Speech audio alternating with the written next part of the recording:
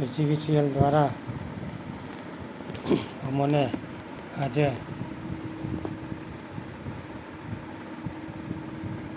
ટપાલથી દંડ મોકલાવેલ છે, જેમાં દંડની વિગત આપણે 58,797.9 પૈસા.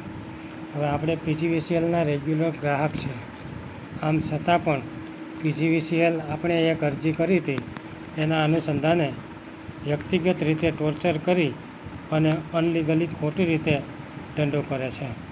આપણે અરજી 9/12 રોજ કરી હતી, જે સમયે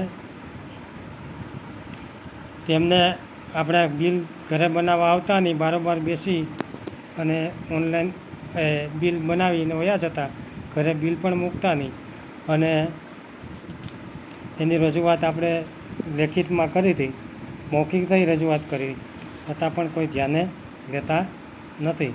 અને આપણા મકાન ઉપરથી અન્ય સર્વિસો પસાર થાય છે, અન્ય મીટરવાળાની, જેથી વારંવાર આ લોકો આવી ફોટા પાડી બહારથી અને આપણે દંડ ફટકારીને વયા જાય છે. હવે આપણે એને દંડ કરવાનું કારણ મેન આપણે આ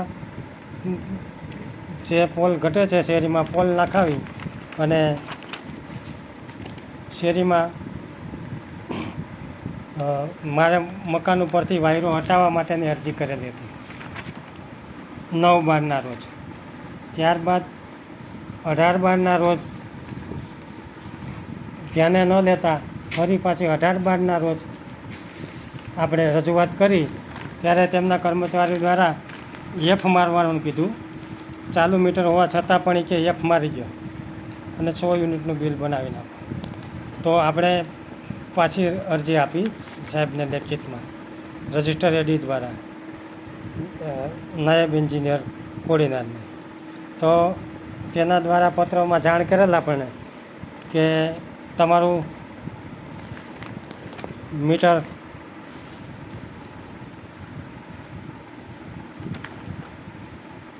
સ્થિતિ બરાબર છે, અને જે ભાઈ બોલ્યા હતા આપણે ત્યાં કે આનું બિલ આમદીને આટલું છે તેટલું કરી દવી, કે આપણે રજૂઆત કરી હતી.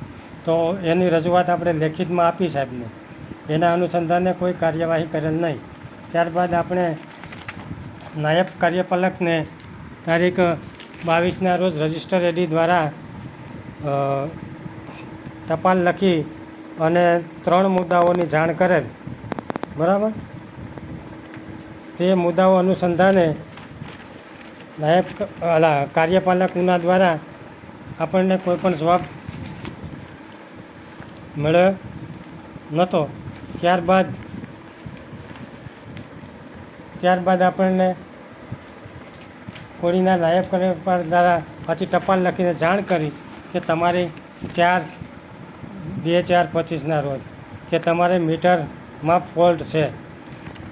આ પહેલાં લેટરમાં એવું કહે છે કે આપણને મીટર સ્થિતિ બરાબર છે, યોગ્ય છે, વ્યવસ્થિત ચાલે છે, જ્યારે બીજામાં એવું કહે છે કે તમારા મીટરમાં ફોલ્ટ છે. હવે આપણે રજૂઆત કરીએ એટલે એને અન્ય કાર્યવાહી કરવાની બદલે તમે ગુનેગાર છો એવું સાબિત કરવા માટે આવા અન્ય ખોટા કાગળો કરી અમોને હેરાન અને પરેશાન કરે છે. આ કાર્યપાલકનો 2/4/25નો પત્ર બાદ તારીખ 18/4ના રોજ જીઈબીના કર્મચારી દ્વારા આપણું લાઇટ બિલ બનાવેલ, જેઓએ રીડિંગ વાંચી અને બનાવેલ હતું. તો આમાં ફરજિયાત 100 યુનિટનું બિલ બનાવેલ છે. યુનિટ બનેલ આમાં અંક માથે 324 ચોખ્ખા દેખાય છે. તો આમ છતાં સાહેબે કહેલ કે 100 યુનિટનું અમારા કંપની દ્વારા જણાવ્યા મુજબ 100 યુનિટનું ફરજિયાત બિલ બનાવવામાં આવે છે, બાકી તમારા મીટરની અંદર ફોલ્ટ છે એવું કહે છે.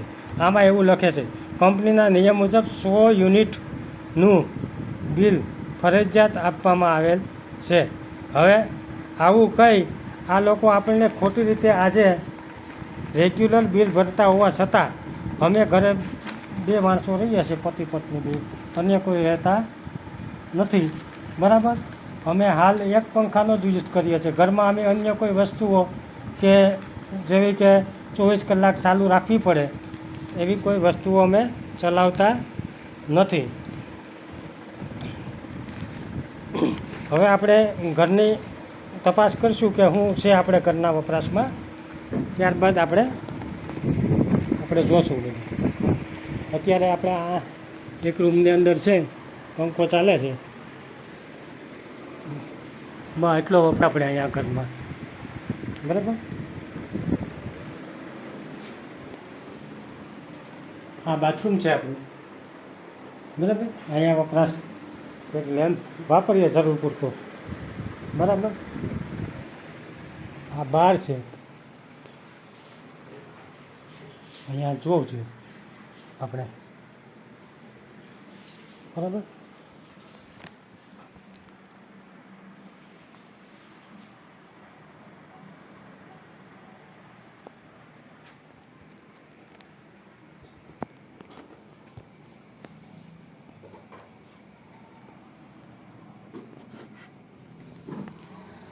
આપણે મીટરની સ્થિતિ પણ જોશું.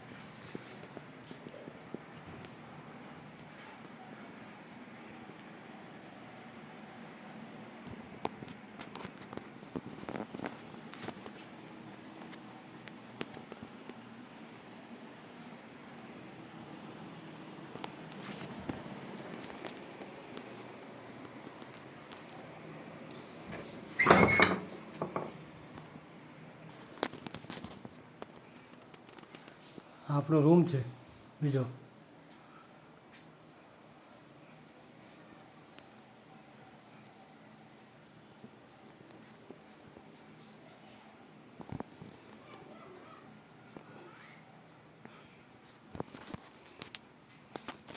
આ ઘરઘંટી છે, જરૂરિયાત મુજબ વાપરીએ આપણે.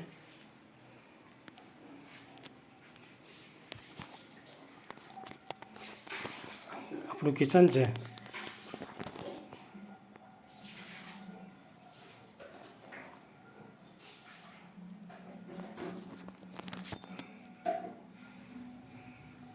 આ ચગડીને ચા પાણીમાં ખાલી ઉપયોગ કરીએ એકાદી વાર, બાકી કંઈ ઉપયોગ કરતા નથી.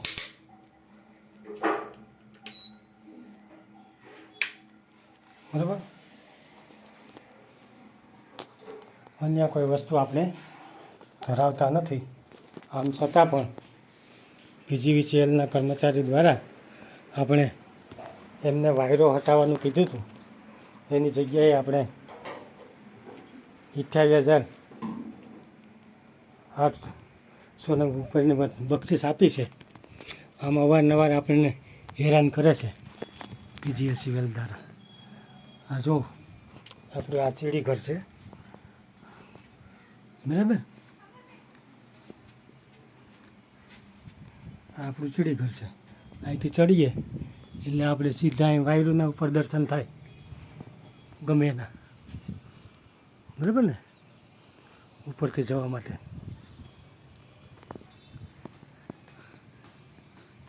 અને આ પોલની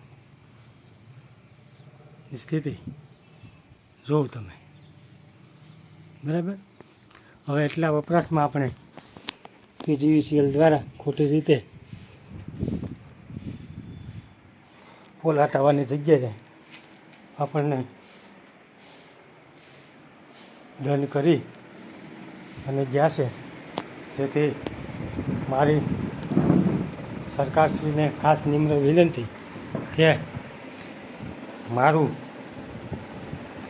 ઘરની સ્થિતિ અને વપરાશ મુજબ ક્યારેય બિલ બનાવેલ નથી.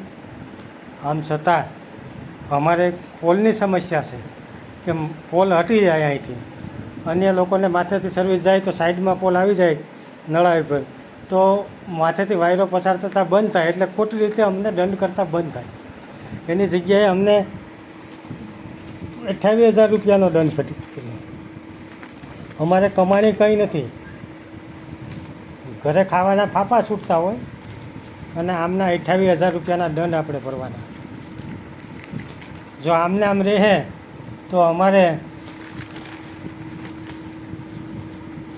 અહીંથી ત્યાગ કરવો પડશે, ગામ છોડીને ક્યાંક જતું રહેવું પડશે આ તાલુકામાંથી. આવું ચાલી રહ્યું છે.